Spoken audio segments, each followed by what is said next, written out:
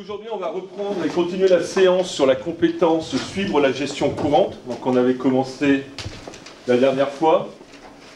Donc, sur la compétence, au niveau des choses qu'on avait vues, donc il y avait suivre les règlements, gérer la trésorerie, gérer les stocks, maintenir les équipements, gérer les incidents. Et nous, on s'intéresse plus particulièrement sur maintenir les équipements et gérer les incidents. La dernière fois, on avait travaillé sur la partie plus particulièrement de gérer les incidents par rapport à l'arrêt de la banque réfrigérée. Je vous rappelle les attitudes que vous devez avoir par rapport à cet exercice, qui sont agir avec discernement, méthode et rigueur, respecter les intérêts de l'entreprise et agir avec loyauté. Donc, sur la gestion des risques, 3 points à aborder: la définition de la gestion des risques, la prévision du risque et les assurances. Donc, ce qui nous intéresse, c'est véritablement ce que vous devez être capable de faire à la fin, c'est identifier les risques et les mesures à arrêter pour prévenir les risques dans l'activité commerciale. Exercice qu'on avait commencé à aborder avec la banque réfrigérée qui s'arrête, d'accord, et on avait commencé à voir le risque que ça générait et les pertes qu'il pouvait y avoir. Lister des assurances de risque, c'est ce que l'on va voir aujourd'hui, c'est-à-dire, on est dans le cadre du NUC, que se passe-t-il au niveau des assurances, qu'est-ce qui va se passer? Prendre appui sur les pratiques réelles. Nous avons un cas, vous avez la méthode des cas, d'accord? Donc vous avez le fichier, et donc par rapport à ça, on va travailler dessus. Donc ce qui fait qu'aujourd'hui, ce qui vous reste à faire par rapport à ça, c'est la dernière fois nous avons vu la mission 1, l'évaluation du coût du sinistre. Donc on va passer aujourd'hui à la mission 2, détermination du manque à gagner, qui suppose la question de la banque réfrigérée est tombée en panne, le temps que l'on retrouve l'équipement, qu'on puisse à nouveau être opérationnel. On va se poser la question de combien le manque à gagner en termes de marge, est-ce qu'on aura perdu. Et après, mission 3, intervention des assurances. Votre UC est assuré. Concrètement, au niveau des assurances, que va-t-il se passer? Est-ce que vous allez percevoir des indemnisations? Et donc vous allez découvrir comment les indemnisations sont calculées. Ce qui nous amènera à un élargissement qui servira de conclusion sur la prévention des risques. Comment est-ce que concrètement on aurait pu prévoir et éviter le risque que nous avons subi dans notre unité commerciale. Donc pour ça, vous avez 1 heure pour finir donc, le dossier 2, dossier 3, d'accord. Vous avez à votre disposition les fiches ressources qui vont vous guider. Est-ce que vous avez des questions par rapport à ça? Donc on poursuit le travail. Donc vous travaillez par équipe de 2, d'accord. Les calculettes, c'est parti.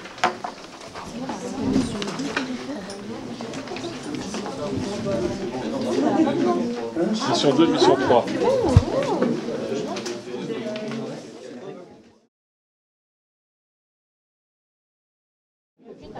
C'est quoi ça? Ça c'est le chiffre 2, il y a marqué chiffre d'affaires réalisé. Donc, toi, si tu l'as. Nous on est à la semaine 3 quand on s'est cassé en fait. Voilà. Donc tu sais que tu devais réaliser 15 555 € de chiffre d'affaires. Bon, et ça moins ça, non? Oui, mais après il faut répartir, il y a 3 machines.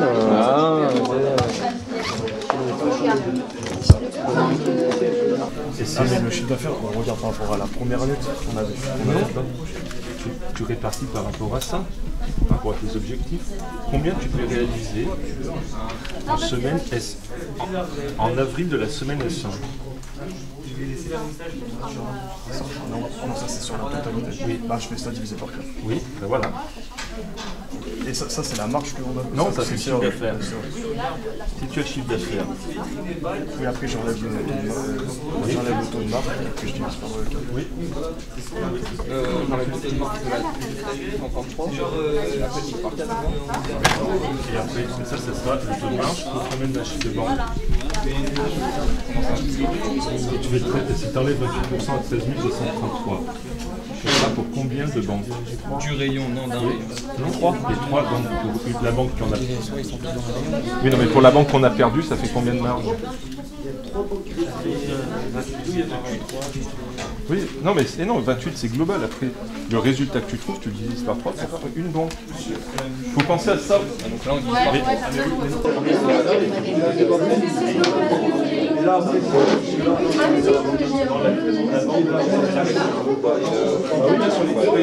alors, est-ce que vous avez, sur le calcul de la mission 2, vous devez faire bien attention qu'il y a le problème du nombre de semaines que vous devez. On dit 3 semaines. Ah non, c'est 3. Alors, pourquoi est-ce que tu dis 4, Loredana? Parce que c'est marqué qui... attendez, je peux aller la feuille. Ah ouais, j'ai compris. C'est marqué, vous passez commande d'une nouvelle banque, le bon de commande de celle-ci, après validation du responsable de magasin, du responsable régional, sera envoyé fin de semaine au fournisseur. Donc ça rajoute une semaine encore aux 3 semaines d'attente. On est bien d'accord? Oui. Oui, on est bien les annexes, donc effectivement, il y a 7 semaines de commande et il y a les 3 semaines d'attente de la livraison. D'accord? Du coup, ça, on a semaine de 3 semaines. Ah oui, oui, fin de semaine. Du coup, c'est début de semaine 3. Donc c'est ça qu'il faut que tu calcules. En gros, c'était pas d'avoir les chiffres. Il y a ça qui est du synchronisation. Et si, après, la question, c'est prenez la sur le texte. Je fais la même chose.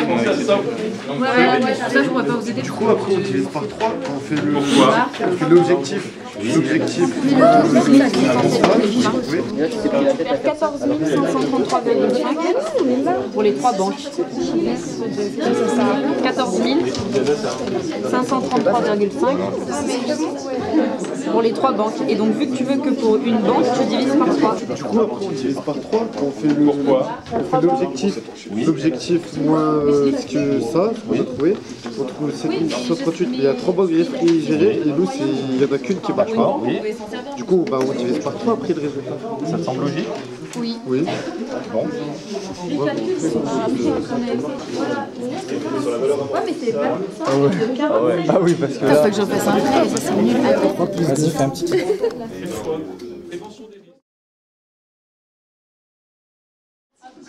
Agrandis, Rémi, s'il te plaît.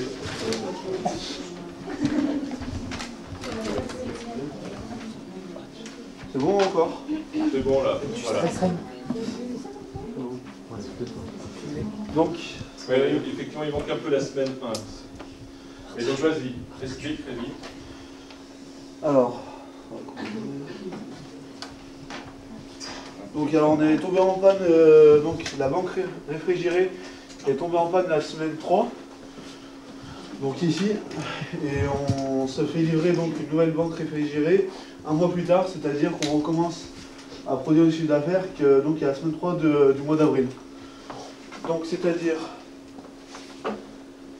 sur le manque et gagné, donc au niveau du chiffre d'affaires, ce que j'ai fait, j'ai pris nos 2 semaines, donc j'ai additionné les semaines 1 et 2 et j'ai soustrait ça au total.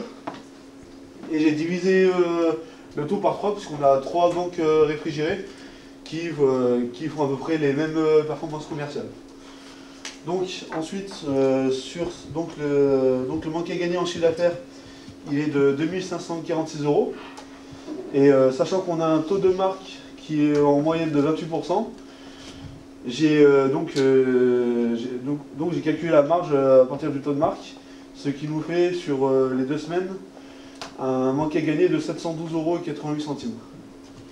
Voilà. Donc le manque à gagner, comme je vous l'ai dit, est continu, puisque sur les semaines 1 et 2 du mois d'avril, on n'a toujours pas reçu la banque réfrigérée. Donc après j'ai fait la même méthode. Donc c'est-à-dire que j'ai additionné la semaine 1 et 2, donc 3308,25 €. Donc je les ai additionnés. Et donc j'ai divisé par 3 toujours parce qu'on a 3 banques réfrigérées qui fournissent les mêmes performances commerciales. Voilà. Et après, pour obtenir la marge, en tout, j'ai fait la même chose que pour le mois de mars, c'est-à-dire que j'ai divisé, grâce au taux de marque, j'ai obtenu la marge du manqué gagné, donc qui est de 617,54 €. Donc en tout, donc on a perdu un mois, donc des chiffres d'affaires. Enfin, de manqué gagné, sur un mois, on est à 4 751,50 € de chiffre d'affaires, et sur la marge, on est à 1 330,42 €. Donc ce qui est assez important. Voilà. Mais maintenant, maintenant que la banque réfrigérée recommence à marcher, ne devrait pas avoir de problème sur le mois de juin. Voilà. Est-ce qu'il y a des questions? C'est bon, au niveau du raisonnement, vous avez vu la logique? Oui, à qui? Comment tu fais pour obtenir 700 000 € à partir de 2546? Alors ça, en fait, j'ai calculé donc le taux de marque. Donc, hop là, je ici. Donc, comme le chiffre d'affaires, je l'avais déjà divisé pour une seule banque réfrigérée, Ouais, j'ai directement pris le taux de marque, donc ça veut dire que j'ai fait le taux de marque, c'est-à-dire 0,28, puisque le taux de marque est de 28%, et j'ai multiplié au chiffre d'affaires. Voilà. Et du coup, ça me donne un marge. 0,28. Pardon? Ça fait 2546 fois 0,28. Tout à fait. Et du coup, ça me donne la marge donc, du manqué gagné. Ah ouais. Voilà. C'est bien. Merci Rémi. Merci. Une fois que vous avez la démarche, vous pouvez continuer. C'est la démarche qu'il faut. Je vous laisse encore un peu ou pas?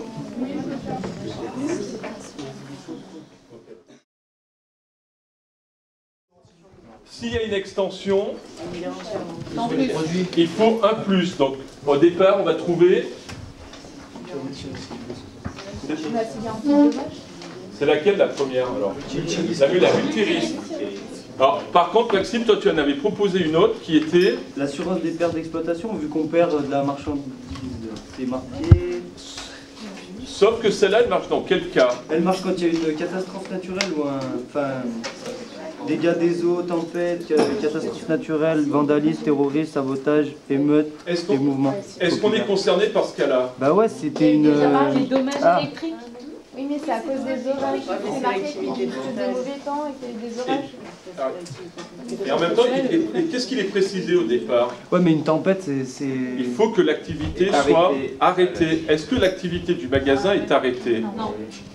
Mais si ça s'est passé la nuit, je veux dire ça. Non, arrêtée. Arrêtez, ça veut dire Il y a plein qui marchent. que un magasin. La subtilité du contrat d'assurance, c'est-à-dire que là, l'activité est arrêtée, c'est-à-dire je ne peux pas commencer à faire mon activité parce que je ne peux pas ouvrir le magasin. Alors nous, c'est pas notre cas. Ouais, mais c'est pour le rayon. Enfin, C'est même pas le rayon. C'est une machine. ouais, c'est une seule machine. C'est une seule machine, d'accord? Donc les contrats d'assurance, la particularité sur la prévention des risques, c'est qu'il faut bien faire attention parce que c'est pas parce qu'il y a des informations qui nous semblent et que ça correspond, il faut vérifier. Donc là, nous, effectivement, on est assuré multirisque et effectivement, il y a cette extension dégâts électriques, d'accord? Donc extension voulant dire qu'on va payer en plus. Ce que vous allez retrouver dans la dernière annexe, quand vous faites le calcul des assurances, vous allez voir que parce que l'entreprise et le magasin a pris ces extensions de contrat, ça va nous donner certains types d'indemnisation possibles. Oui, mais là, monsieur, ce que vous êtes en train de dire, c'est dans le général, sur le magasin complet. Nous, c'est en plus particulier, vu que c'est sur une seule machine. Donc la perte d'exploitation, l'assurance perte d'exploitation, on n'y a pas droit. Tu ne peux pas mobiliser cette assurance. Ah ouais? Eh oui, parce que ce n'est pas une activité, c'est pas une cessation d'activité. Le reste du magasin, il fonctionne normalement. Il y a juste un endroit où il y aura une banque qui sera vide. D'accord? Donc après, les calculs se font par rapport à ce qui est donné dans l'annexe 6. D'accord? Donc c'est de bien suivre pas à pas les étapes, de vérifier les éléments. D'accord? Donc là, il n'y a pas trop de problème. Et normalement, à la fin, une fois que vous avez arrivé à ça, vous reprenez la question de départ où vous avez tout le vocabulaire. Et par rapport à ce vocabulaire, c'est la possibilité de faire une carte heuristique. D'accord? Donc la carte heuristique, sur la prévention des risques, est-ce qu'il y en a un qui a commencé à la faire? Non? Donc la prévention des risques, quelles sont les informations qui apparaissent?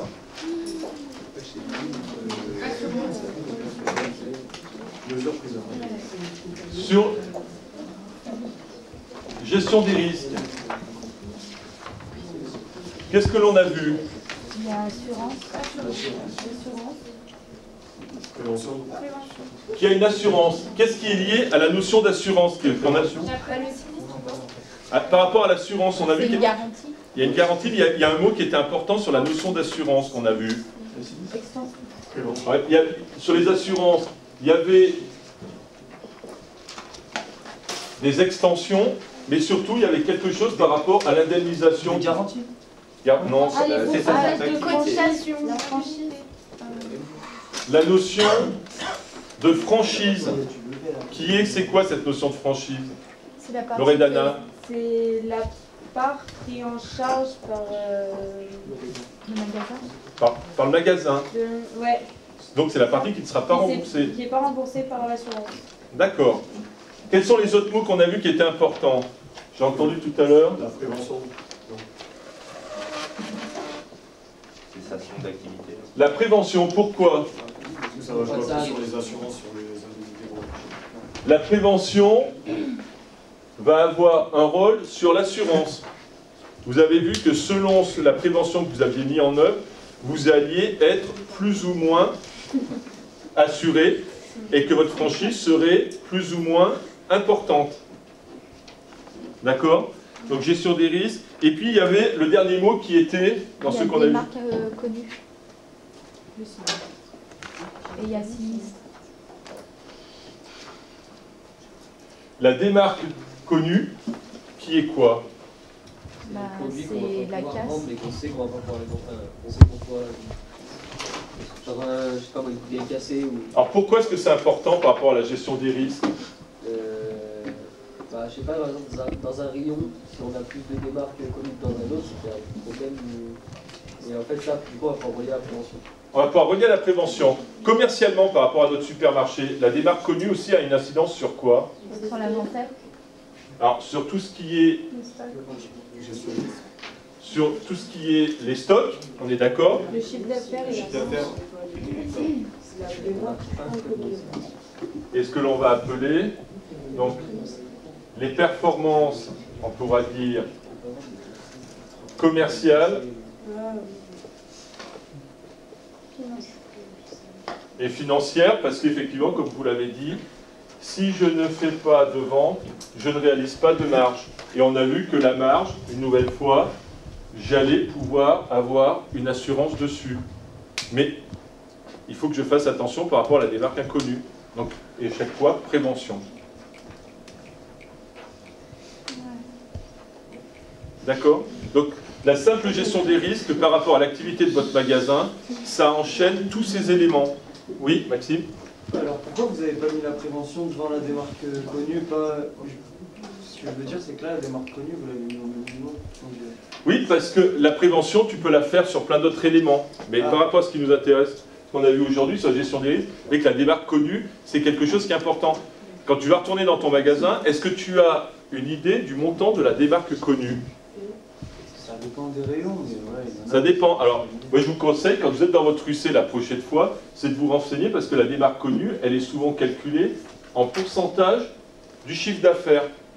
Et vous renseignez combien de la part de votre chiffre d'affaires, d'accord, n'est pas créée et ne génère pas de marge. Et donc du coup, il y a peut-être des actions de prévention et on va voir que les actions de prévention sont importantes sur la partie management. D'accord?